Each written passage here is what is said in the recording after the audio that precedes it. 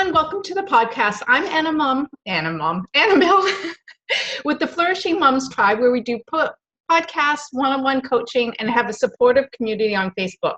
We help moms go through guilt, through stress, and through overwhelm. Today, I have Dona Bumgarner with me. She's a life coach, a mama, a maker who works with creative entrepreneurs who want to do meaningful work and also be awesome moms. Moms really want to get out from under the guilt, the overwhelm, and find space for themselves, but at times it really feels impossible to balance all the pieces.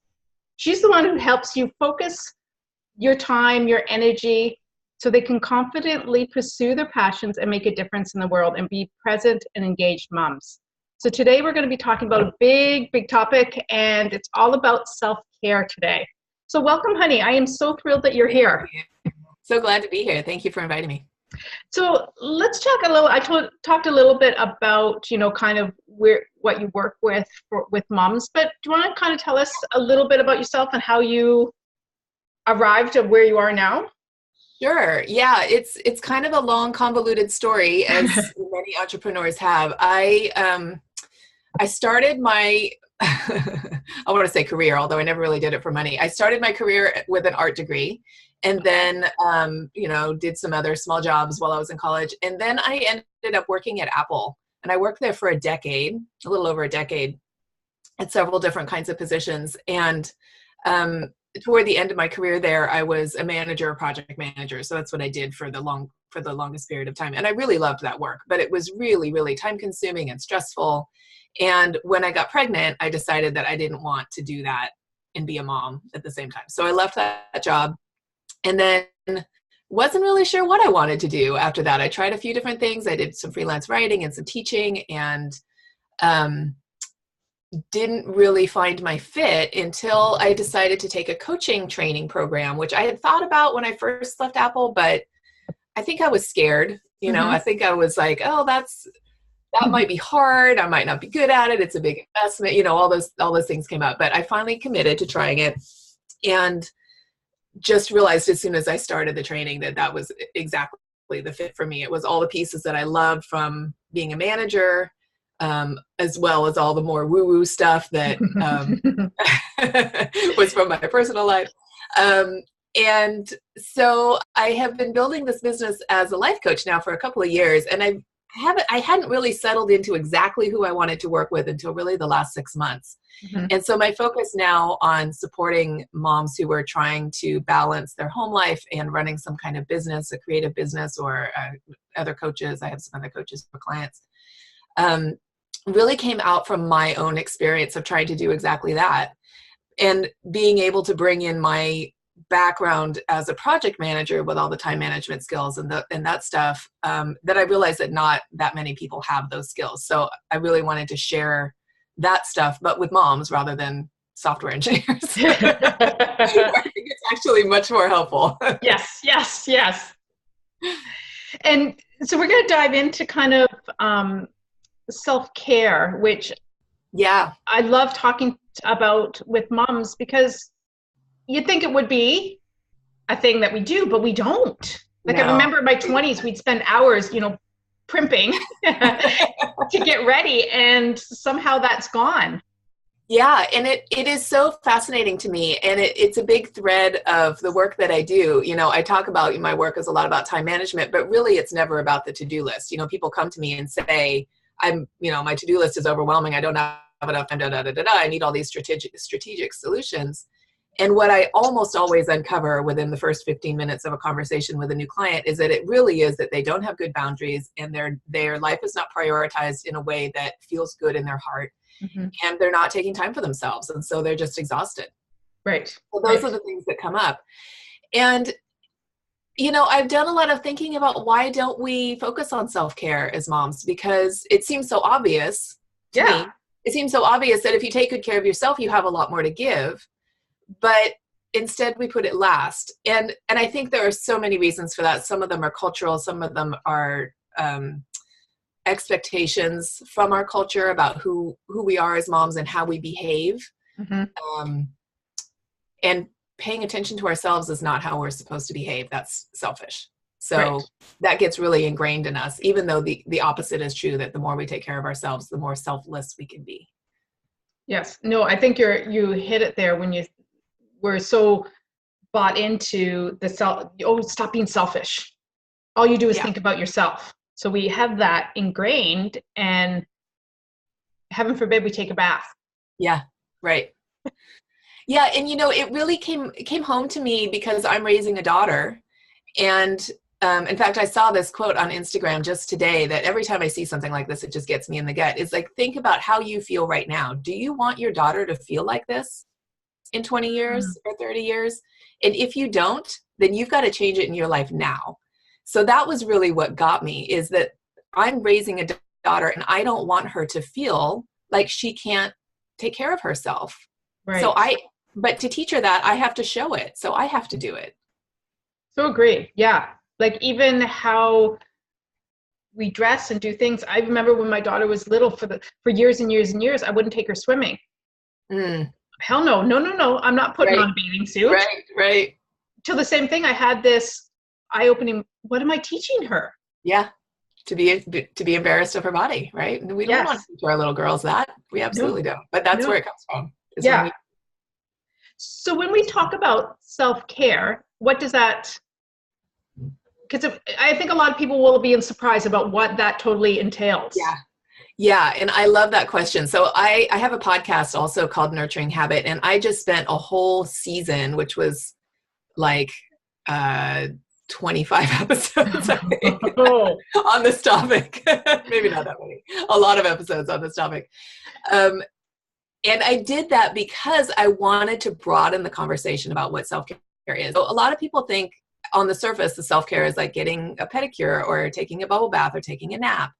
But and certainly those things are self-care, but self-care can be the boring stuff like making a doctor's appointment or flossing your teeth. Self-care can be, I did an episode about what self-care in my life has looked like in some hard times that I've had in my life. And in those times, my self-care was things like putting all my bills on auto pay so I didn't miss a bill and then have a late payment. So I just didn't have to think about it. Or doing meal planning so that I could save my decision-making energy and I didn't have to spend it every night at dinner time. Like I could just think about the menu one time, and then when it was dinner time, I would just look at the list and not have to make all the 20 decisions that you have to make when you don't know what's for dinner. Yeah. So I think that it can cover all those things. It can be setting boundaries. It can be getting therapy. It can be learning a new way to communicate with your partner if the way you're doing it isn't working. It can be learning a new way to communicate with your kids if that's not working, Yeah. It can be all of those things. It's really anything that gives you more energy. I'm just making up this definition as I talk. But I think for me, it's anything that gives you more energy and space to be more fully in the world. I love that. And that's a lot of things. That's a lot of. You're right, because we often think, oh, I'm having my bath. Not downplaying baths. I love my baths. No, they're great. They're great. We think that's self-care, but it's taking it deeper. Yeah. I sometimes use the term radical self-care, where, taking a bath is fine self-care, but it might not be enough. You might need a massage, or you might need, so instead of maybe taking a nap, this is a better analogy. Instead of taking a nap, maybe what you need is to go to bed at 10 o'clock every night for a month. Really, and that's, when I say that to moms, they're like, whoa, I don't have time for that. But, I did that when my daughter was 2 and I was chronically exhausted. I just went to bed at 10 o'clock every night for a month. And it meant I had to miss a lot of things. My partner would stay up and watch a movie and I'd say, I can't watch a movie. But after a week or two, I started to feel human again in a way that I had not felt since before I got pregnant. And I didn't even realize how bad I felt until I stopped feeling so bad. It was incredible. Yeah. And I think that's true. Like this, we buy into, and we don't even like mama guilt, like that kind of thing. We just think it's norm. Everybody feels guilty, and it's not until we step away that we realize, oh, this isn't so normal. Yeah. And it doesn't have to be that way. We can choose for something different. Yeah. Yeah. And how do you think, like, and we'll dive into like the supermom complex. Like, how Yeah. did we arrive at not wanting to take care of self-care? Like, where did that start? I don't actually know where it started. What I've learned in the research I've done around this, which I admit is not the deepest research, and I will be doing more, but what I've gathered is that this idea that we think of as the supermom is really only a generation old, because even our moms did not raise us the way that we are trying to raise our children. So some of it, I think, came out of the feminist movement, which I'm not knocking the feminist movement. There's amazing, amazing things, but it has given us women of, I'm Generation X, it's given us Generation X, Generation Y, millennial women, the idea that we can do everything. And not only that we can, but we should do everything. We should have a beautiful home. We should have a thriving career. We should be totally there for our kids and they should be happy. That's the big expectation, right? Kids can't always be happy. Yeah. But modern moms believe that it is our job to make our children happy, which is a huge effort. And what didn't come out of the feminist movement is how to balance all those things, how to pick and choose. And that's kind of the crux of my work, is figuring out what is the most important thing. What are the maybe 3 most important things in your life, and then learning to let go of the rest. So for some women, maybe it's building a business and being at home with toddlers before they go to school, and having a good connected relationship with a partner. So those are her 3. Then maybe she's going to have a messy house, and maybe she's not going to volunteer at her children's school, Yes. So it's just picking those things that are the most important to you, and then saying no, setting boundaries around the rest of them. I love that. Yeah. Yeah. And it's okay and totally giving ourselves permission and being okay with dirty dishes. Yeah. Yeah. Or making decisions like, okay, I mean, this is the way it went for me, is like, I don't want to spend time cleaning my house. I'd rather be earning money, but with the money I'm earning, I can hire a cleaner and then somebody else can do it for me. So sometimes it's delegating that work to someone else. Sometimes it's your kids and your partner, getting them to do more of the work. But I say this like I have a partner. I know you and I are both single moms, but most people have partners. As I'm saying that, I'm like, God, I wish I had someone I could do that with. So we'll do that podcast one day. But speaking to the general majority of parents, so sometimes it's delegating, and sometimes it is just letting go. So yeah, sometimes it's being okay with having a sink full of dirty dishes for a few extra days, and sometimes it's hiring someone to wash the dishes for you, and you get to use that too. Yeah, which is good. And it's true, like that supermom, I think slowly the movement is coming back that we don't have to do it all, and that we're supermoms by reaching out or listening to a podcast and saying, hey, I can't do it anymore. Right. Yeah. And I just wrote a post about this topic. So if folks are interested, they can find, you'll probably have links for that. And what I was saying in that post is that if we let go of that standard of being the supermom, then that opens up space for us to figure out what our own, I'll call them superpowers. It's a little bit cute of a term, but like what we're really good at, what our own life can look like. That's not the cookie cutter version of some life that somebody else thinks we should be living. We can have amazing lives. Yes. But only if we let go of the standard and create our own image. Yeah. Yeah. Now, that being said, how can one do that? Or even start like little baby steps? Yeah. Okay. So the first thing that I would recommend doing is really getting clear with yourself about, like I said, your priorities. Like if no one was telling you, if you can turn off that voice, that external voice that says you should do this, you should do that, whether it's family-based or culture-based, wherever that comes from, if you turn that off, what rises up in you that is really important to you? And most people can do this fairly easily, but they have to consciously say, that's their voice over there, and this is my voice. Yeah. And then once you have that list, look at how you're spending your time. Is your time being spent on those things or not on those things? And if not on those things, then the next step is what little tiny steps can you take to shift it more in the direction of spending your time on the things that you want rather than the things maybe you think you should be doing. And that starts to be where it gets a little harder and where coaching can be really helpful, because that gives you accountability. It gives you support for the emotions that come up around stuff, because often we are tied into the why we do those things that are actually not our priorities comes from really old, painful stuff, Yes. And so things will come up as you're doing that process. And so the third thing that I recommend, just as sort of in parallel to that process, is to really focus on self-care, to come back to the idea of self-care. And the way I recommend to do that is to make a list of the things that make you feel really good. And I don't mean go out to Pinterest and look up, 15 self-care ideas. Because self-care is really, really personal. What feels good for me might not feel good for you. And what feels good for our buddy might not feel good for either one of us. So it's important to know what your own self-care go-to list is and then use it. Yes. Really commit to using it.